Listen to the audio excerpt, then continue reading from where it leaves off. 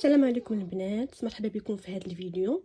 كنتمنى انكم تكونوا فرحانين وفي صحه جيده ان شاء الله يا ربي. اذا هذا الفيديو غادي يكون عنده علاقه بالنظافه الشخصيه للاناث. بطبيعه الحال حنايا البنات كيعجبنا انه تكون فينا واحد الرويحه زوينه، وتيعجبنا انه الناس يشموا فينا ريحه زوينه. لان غنقدم لكم مجموعه ديال الحوايج اللي مجربين واللي بطبيعه الحال رخاصين في الثمن وغتلقاوهم في اي بلاصه مشيتو ليها. فاش كنقول لكم البنات رويحه زوينه ما كنقصدش بارفان، بالعكس رويحه زوينه كتكون مثلا ريحه النقاوه، انه واحد الشخص كتشمي فيه واحد الريحه زوينه كتقولي هاد الريحه غزاله، ولكن ماشي ريحه بارفان. اذا انا غنقدم لكم مجموعه ديال الحوايج اللي جربتهم واللي مجربين واللي رخاصين واللي غادي يساعدوكم انكم تشموا في راسكم هاد الريحه. اذا البنات الرويحه الزوينه في الجسم في لوبو ديالنا كتبدا من الحمام. اذا في الحمام كاين بزاف د الحوايج اللي نقدروا نديروهم تخلي فينا واحد الرويحه زوينه، اللي على راسهم بطبيعه الحال هما لي باندوش بحال هذا اللي كاين اللي كناخذوه من موجود في بيم، يمكن كيدير شي 19 درهم بحال هكاك. كاين هذا خديته من عند مول الماكياج، حتى هو زوين وريحته زوينه، وكيبقاو احسن وحدين هما اللي تيكونوا فيهم ريحه الفاني. ثاني حاجه البنات كاينين لي ديودورون شي حاجه مهمه في الحياه ديال كل انثى، حيت اهم حاجه كتحيد لك الريحه ديال العرق هي ديودورون. تقدري هادشي كامل ما تستعمليش، وديودورون شي حاجه مهمه. اذا احسن ماركه انا كنستعملها وكتعجبني هي دوف معروفه، ماركه معروفه، فيها على شكل ستيك، فيها على شكل سبراي، لكن انا كنفضل ستيك.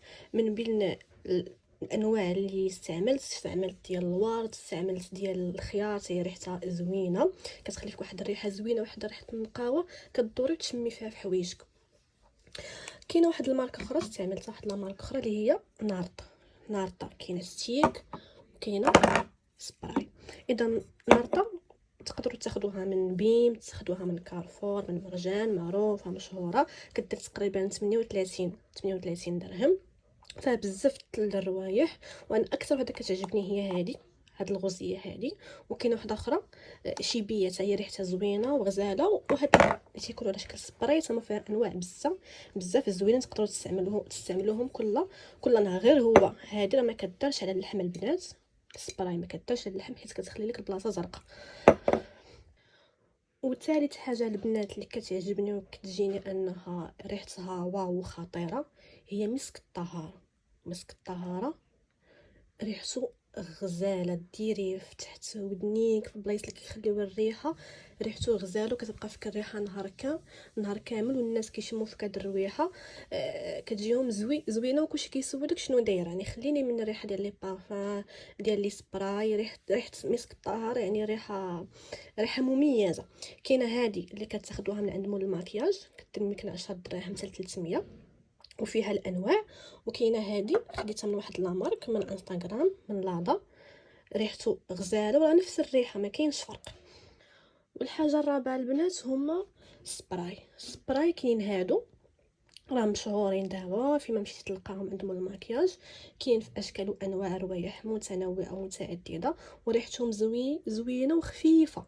يعني انا واخده هادي واخده هادي، يعني ريحتهم غزاله، ريحتهم زوينه، كتبقى خفيفه وما كتحسيش راسك انك غتخنقك ولا شي حاجه.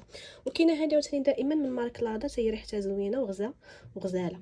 ومن بين الحوايج البنات والحيه اللي كيستعملوهم بزاف البنات اللي كتشموا فيهم ريحه غزاله وكتقولوا هذه الريحه مميزه ومختلفه، هو الطالك شي حاجه مزيانه وزوينه تكون عندك في الدار، حيت عنده استعمالات متعدده، سواء كنستعملوه فاش كنديروا لاسيغ، سواء كنستعملوه كذلك في لي سبادري ديالنا ما كيخليش فيهم الريحه، وكنستعملوه اهم حاجه الجسم ديالنا.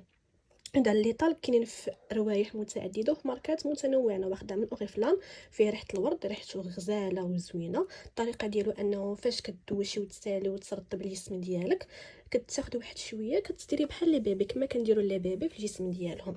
وكاينه واحد الحيله اخرى كيديروها بزاف البنات، انهم الطلق كيخلطوه مع مسك الطهاره وتيديروه في البلايص اللي كتبقى شادي فيهم الريحه، اللي هما تحت الودنين، في اليدين ديالنا، ومن وراء الركب ديالنا، وفي العظامه ديال العنق ديالنا. اذا كيخلي واحد الريحه غزاله وزوينه كتبقى تابسه النهار كامل، والناس كيشموها فيك وكيبقاو يسولوك شنو هاد الريحه الزوينه اللي دايره.